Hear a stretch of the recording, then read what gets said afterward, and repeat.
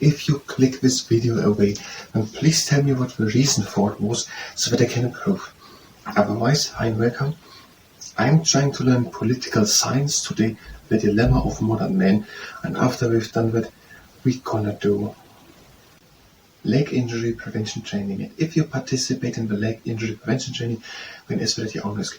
The book is from the 70s and it is a British book, and we already read more than the first page, and now we're going to read you on. Problems of authority.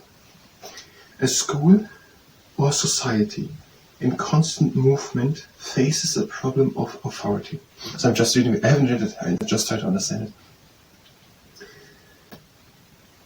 Okay, in the past, sentiments of obedience revolved around the parent, schoolmaster, parson, policeman, political father figure, or god. Such images are now tarnished and the controlling sanctions have been weakened.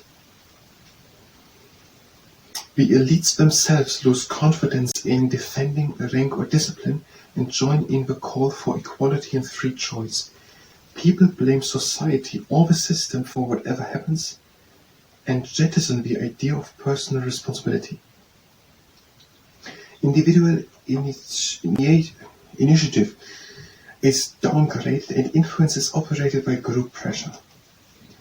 Okay, there's a lot said and I don't understand it all.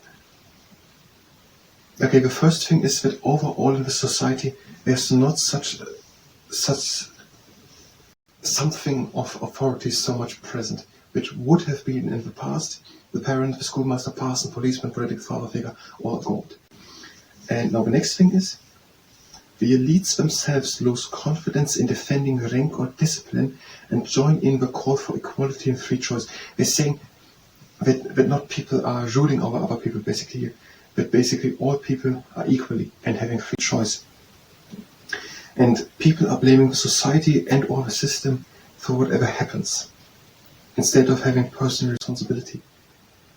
And an individual initiative is downgraded, and the influence comes from group pressure, not from authority. I don't really understand now completely what we're all saying here, but let's read on. Self-made man or woman, corner shopkeepers and the solo professionals become obsolete. As community ties weaken and the search for individualism grows, so true independence withers.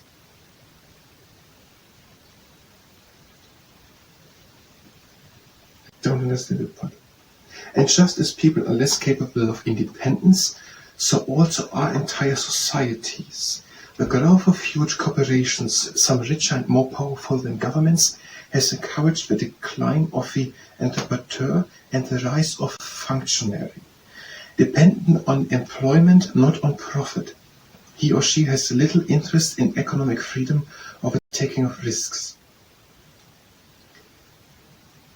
So the people are in general employed, as the first thing said, and don't have their own shop.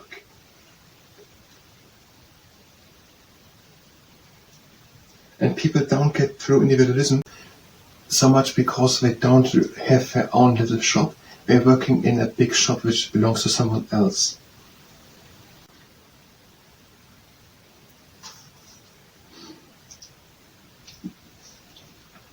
And they don't have a big interest in economic freedom or taking risks because they're just employed. They have not a part in the profit which the firm makes and which they work.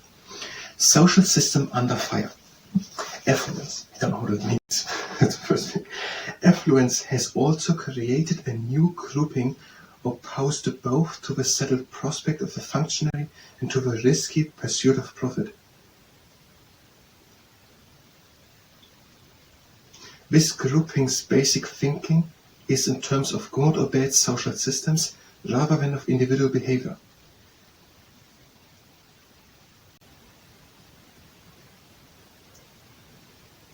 Okay, the people think in their good or bad social systems and not so much that there is an individual doing bad or good work. It switches moral anger from personal deeds to social arrangements. So the people don't blame an individual if something is bad, but the whole system. The growth of society was part of this switch because it purported to show how the individual and certain deprived groups were oppressed by social arrangements.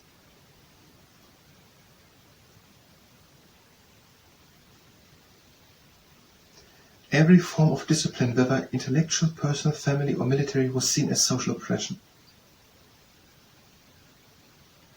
The influence of this thinking has led to a campaign to wipe out the old map of rigid social demarcations based on distinctions not only of color and sex preference, but also of achievement. Women have received more rights and colored people have made limited advances. In education, however, many fear that a slackening of discipline has led to a loss of essential skills in the use of numbers and reading.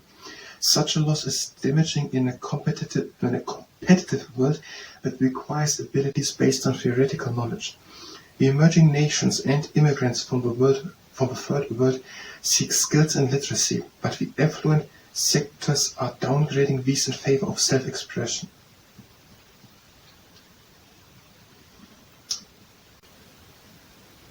The first part was interesting, but I didn't really understand it. The growth of sociology was part of this switch because it purported to show how the individual and certain deprived groups were oppressed by social arrangements. Because now everyone is basically working as the same, greater equality, it became more shown that some people are oppressed by intellect, personal, family, military, or whatever else discipline, and the other thing was from here, by skin color or gender. Okay, let's read on. Apathy and urban terror. While society becomes more homogeneous and people gain a wider range of personal options, a new currency of collective power exercises ever wider influence. In some countries, small groups of activists can direct big trade unions and eventually hold political parties.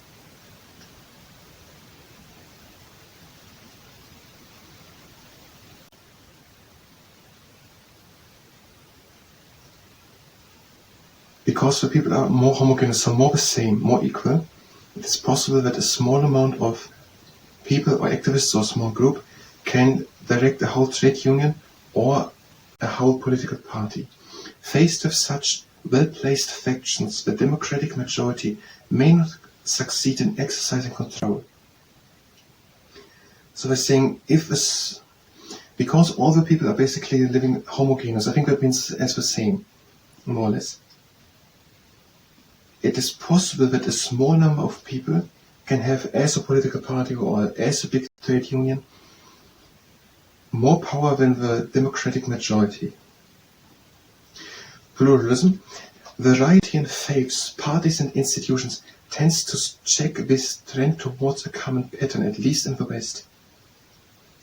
The limits of dissent have been widened. Migrant communities have been established and some local vitality returned through community politics. But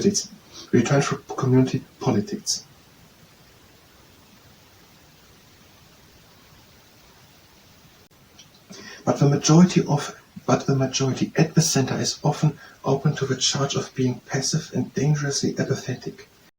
The result is to leave room for every kind of extremism, from urban guerrillas and hijackers to intense political cells and devotees of anarchy experienced among minorities in many fields.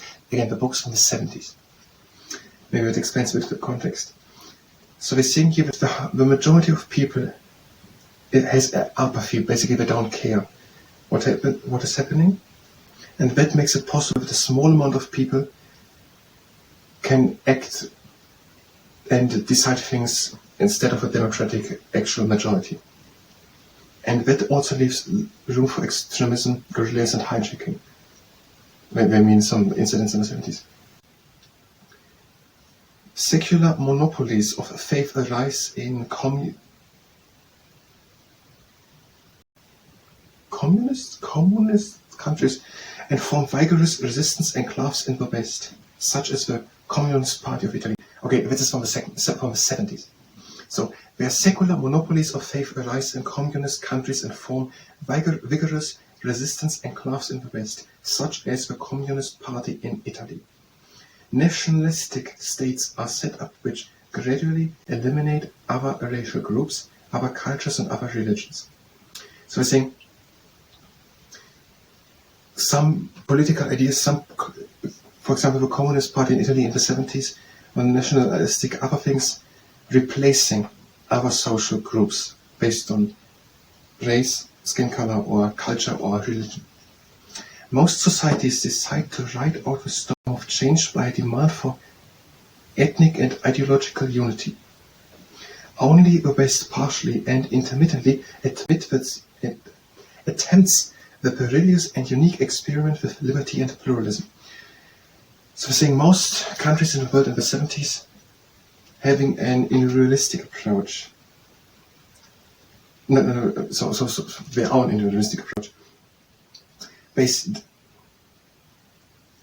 We're trying to, only the West partially and intermittently attempts the perilous and unique experiment of liberty and pluralism. Other countries don't have that much liberty and pluralism, that people have different faiths, parties and institutions. Science of society. From the beginning of civilization, man and woman have sought to understand and explain the society in which we live. The writings of Aristotle and Plato, as well as those of 18th century philosophers such as Montesquieu and Voltaire in France and Adam Ferguson in Scotland, are full of insights into the nature of society. But a scientific approach based on observation and experience did not emerge until modern times. The word sociology was coined by a Frenchman, Auguste Comte. He viewed human history as a progression through the theological and metaphysical areas into the scientific area. We're talking about the people trying to understand how society works. Basically, the things we read in the last three parts, how people can come up with these ideas, how society works. Comte's speculative and global study of society was shared by other early sociologists such as Herbert Spencer, who explored the complexity of socio-cultural evolution, and Karl Marx. Marx argued upon the importance of material and economic forces in shaping society, as well as the role of class conflict on changing it. Systematic attention to the methods and scope of a new science was not given until the close of the 19th century with the work of Emily Durkheim, Max Weber and Wilfredo Pareto. Durkheim's highly original studies of suicide and Weber's work on Protestantism and capitalism paved the way for these developments. In the 20th century, the writings of British social anthropologist A. R. Radcliffe Brown and Bronislaw Malinowski were outstanding, as were the structural, functional and systems theories of Talcott Parsons. In the United States of America, social science has become increasingly reliable with the aid of more advanced statistical and mathematical techniques and exact methods of data collection, analysis and formation of theory. So saying basically that there are people who are looking in the world, observing it, but also taking data and facts and trying to understand how the world works and writing them such a double page. Now, we are now through with this double page. And I think we mostly understood it. Now, that was now the political science part. If you were here for political science, you can go directly to the next part of political science where we're going to do something, I don't know what. If you stay here and participate in the 1 minute leg intervention training, we don't have enough time. We don't have time. Have a good standing leg and swing your leg in front and to the side. Other foot in front and to the side. And the foot in front and back. One, front, back. The leg up, hands out. Over the leg to one side, hands out to one side. Change. And again down. Other leg up. Over. Down. Leg up, press with the leg up and to the side.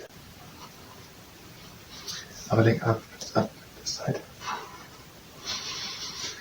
Leg down with the heavy, so let's do the heavy swing now. Leg up, press from the outside, now slowly. Close again. Other leg up.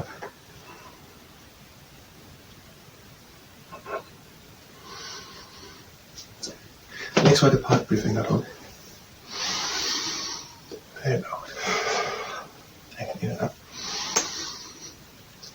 Out. Between the closed legs. And breathe again out. Now it was a shortened leg injury prevention training. Nevertheless, I thank you very much and until next time.